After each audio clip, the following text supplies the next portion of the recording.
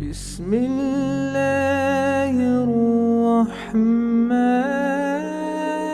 الرحيم.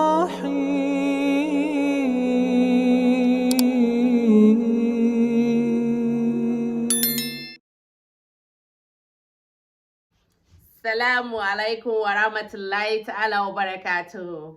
My beloved brothers and sisters, I'm sending my lovely greetings to all of you, wherever that you are and you are watching me. Assalamu alaikum wa rahmatullahi ta'ala wa barakatuh. This is Nana Khadija channel. So please, if you know that you haven't subscribed to this channel, this is your first time across Nana Khadija channel. Please kindly do me a favor. Subscribe to my channel, like it and share for me. Thank you very much for support and thanks for everything. I really appreciate. Well, I'm not going to take your time here. Let's go.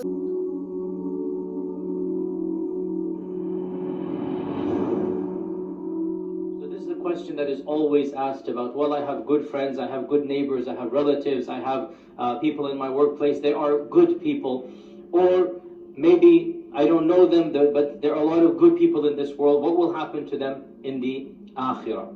So no one can ask Allah and challenge Allah in what Allah does. لا يسأل عما يفعل وهم يسألون. No one, لا يسأل عما, whatever Allah does, nobody can ask Him. He is not asked about what He does. This is what the Quran says. لا يسأل عما يفعل وهم يسألون. They will be asked about what they do. So that is the first point to answer this question, and that is, we are not in a position to challenge Allah subhanahu wa ta'ala. Allah follows His own laws and He has legislated those laws. The second point, when it comes to assigning mercy, assigning adhab, assigning heaven and hell, we have a very, very clear rule. We do not assign individuals to heaven and hell. We do not assign personalities to Jannah and Nar, to Rahmah and Adhab. We talk about generalities, not specifics. Okay? Your friend Michael dies. No one has the right to say if Michael died as a Muslim or non-Muslim, he's going to go to heaven, he's going to go to hell. No one. Your friend Mustafa dies. No one can say Mustafa was a pious man, he's going to go to Jannah. Doesn't matter. We are quiet about individuals except if Allah has said تَبَّتْ يَدَ أَبِي لَهَبٍ وَتَبْ مَا أَغْنَ عَنْهُ مَالُهُ وَمَا كَسَبْ سَيَصْلَى what? نَارًا. We can say Abu Lahab is in Nar because Allah says so. Otherwise, we are quiet about individuals. We never assign any individual to any specific fate, but we speak in generalities. We speak with conditions. Those who believe and do righteous deeds will go to Jannah. This is generalities. Those who reject Allah will go to Jahannam. This is generalities.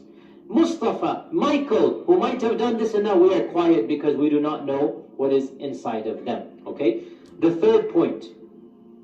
It is very, very clear in the Quran and Sunnah that there is one path that leads to Jannah. Inna deena inda Allahi al-Islam. The religion that is acceptable to Allah is al-Islam. Allah says in the Quran, قُلْ كُونُوا هُودًا وَنَصَارَى فَلَمَّا تَهْتَدُوا بَلْ مِلَّةَ إِبْرَاهِيمَ حَنِيفًا وَقَالُوا كُونُوا هُودًا وَنَصَارَى تَهْتَدُوا. They said, not Allah, they said, be Yahudi, be Nasrani, you shall be guided. Bal, no. Bal here is harfu idrab, you negate what preceded it. No, I will follow the millah of Ibrahim who worshipped Allah alone. Allah subhanahu wa ta'ala says in the Quran, وَمَنْ يَبْتَغِ غَيْرَ الْإِسْلَامِ دِينًا فَلَنْ يُقْبَلَ مِنْهُ وَهُوَ فِي الْآخِرَةِ مِنَ الْخَاسِرِينَ. This is the most explicit verse in the Quran that is imaginable. You cannot even word a verse that is more explicit. It's not even possible in the Arabic language. Whoever chooses any other way of life other than Islam, it shall not be accepted of him, and he shall be in the hereafter amongst the losers. You cannot get more explicit than this. Now, having said this, I then went on and I said, all of this we are talking about the paths that lead to Allah, and we say there is one path that leads to Allah. Only one path. And this does not mean that if somebody says he's on the path, that he is actually on it. I.e., somebody says he's a Muslim, doesn't mean he's going to go to Jannah. Doesn't mean it automatically. Nor does it mean that if somebody is not on the path, that they might not be forgiven as an exceptional scenario and be caused to enter Jannah. The path does not lead to Jannah if it's not Islam. But it is possible that somebody on another path might be forgiven by Allah due to specific circumstances. And we all know exceptions are not made the rule. The rule is very clear. What is the rule? Whoever searches for a religion other than Islam, whoever chooses a religion other than Islam, it shall not be accepted of him, and he shall be from the losers in the hereafter, from the khasirin in the hereafter. So, it is possible that a person is not a Muslim and ends up in Jannah. That is an exception. We never make it the rule. We never say, oh yes, non-Muslims are entering heaven. No! Or else you say something like this, the purpose of Islam becomes meaningless. We said there are exceptions. How do we know there are exceptions? Firstly, Allah says in the Quran, لا يكلف الله نفسا إلا وسعها. And Allah says in the Quran, وَمَا كُنَّا مُعَذِّبِينَ حَتَّى نَبْعَثَ رَسُولًا. We will not punish anyone until the Prophet has been sent. And that's why our Prophet said that whoever hears about me and then rejects me. Aha! So the one who doesn't hear about our Prophet ﷺ, or our scholars add to this, the one who doesn't hear correctly, i.e., he had a very negative image of Islam, and he didn't know what Islam was, he never read the books of Islam, he never met a Muslim. So this person, what is his fate? Do we automatically say they're going to go to Jannah, which is what some of our previous scholars said? That is also not very logical, because if the one who doesn't know Islam automatically enters Jannah, and you are a Muslim and you meet this person, why should you give him da'wah when automatically he's entering Jannah? Think about it like that. This also doesn't make any sense. Some of our scholars said this, but it makes no sense. The correct position is mentioned in the hadith in Musnad Imam Ahmad, that our Prophet ﷺ said, there will be 4 people on the Day of Judgment. And he mentioned them. The old man who couldn't think straight when Islam came to him, the decrepit old man, number 1. Number 2, the deaf person. Remember, before there was sign language, a person born deaf meant he is not communicating. Nobody could talk to him, doesn't understand anything. Helen Keller inventing sign language changed the whole world for that group of people and allowed them to communicate. Otherwise, for centuries and centuries, a person born deaf could not communicate with anything, and so there was as if they were living in a different dimension. So the one born deaf and the one born between 2 prophets, Ahl al-Fatra, right? And the one the no prophet was sent to, so the Prophet mentioned categories. They will say to Allah on Judgment Day, oh Allah, it's not our fault. And each one will give an excuse. So Allah will say, what if I had sent you a prophet and you saw the prophet? Would you have believed in him? Of course, on Judgment Day, what will they say? Yes, of course. So Allah will say, I will test you. Then Allah will send an angel, and the angel will have something that looks like fire, and they will recognize him to be from Allah as an angel, and the angel will say, if you truly believe in Allah, jump into this. And so those who trust Allah and jump in will be saved by Allah and enter Jannah, and those who don't will have rejected. The point is, there will be a test on Judgment Day for those people.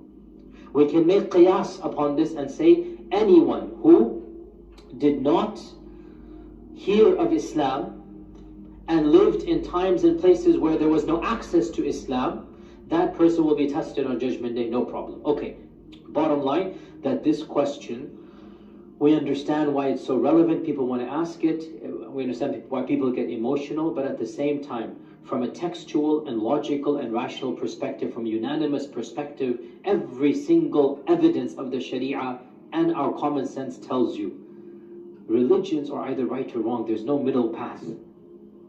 Yes, we live in this world in peace and harmony, no question about it. Yes, we have good adab, no question about it. Yes, we are kind and merciful, no question about it. But on Judgment Day, there is one religion that will be rewarded, and there is one religion that is correct. That you cannot both simultaneously be correct. Either it is okay to worship an idol, or it is not okay. Either you bow down in front of Jesus Christ, or you don't. Either you worship Allah, or you don't. There is no middle ground.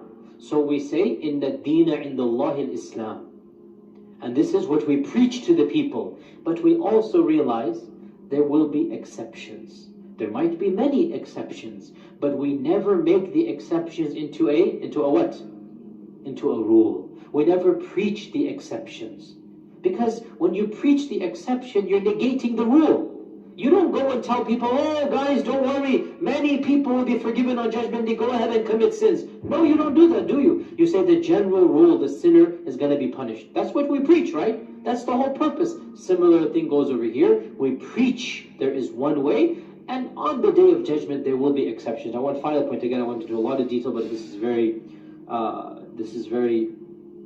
sensitive issues, and people get very emotional, understandably.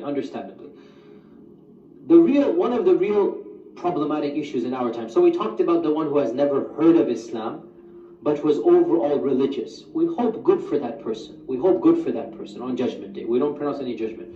That person never heard of Islam. Talk about the tribes of Brazil, or go back 500 years, the people living in this land, the native Indians. They would never have heard of Islam. We hope good for them, that if they were faithful to their morality, and they try to live good lives, and inside everybody knows what is a good life, we are hopeful, but we don't pronounce a judgment. We talked about those who have the potential to hear Islam, but they don't do so. And we say that's not good news. That's not that optimistic. If they just lock themselves shut in their houses, if they just want to live their lives like animals and don't think about higher cause. Have anything to say about it, but please let me know. I just want to know your opinion, you guys' opinion. What did you think about this dawah, and what Sheikh is saying? Do you think that is true or not? So let me know. Or do you have something else to add on it? Because to me, I believe what he said, but I don't know about you. I don't know, maybe you can say because I'm a Muslim, that's why I believe it. Yes, I believe what he said, it is true, but I want to know your opinion also, whether you are a Muslim or you are not a Muslim. Let me know your opinion about what Sheikh is saying. Okay, let me know your opinion. Leave your comments in the comments below, and thank you very much for joining me and watch it up to this point. If you watch it up to this point, please do what? Subscribe it and share it. Please don't forget, while you are subscribed, you have to click the notification bell, so that anytime when I get a beautiful dawah which is going to be help all of us, I'll bring it here. I'll try all my best to bring it here, so that we all listen it together, or we all hear it together. Okay, I love you all. I would love to see you in my next video. Nana Khadija, salamu alaikum wa rahmatullahi ta'ala wa barakatuh.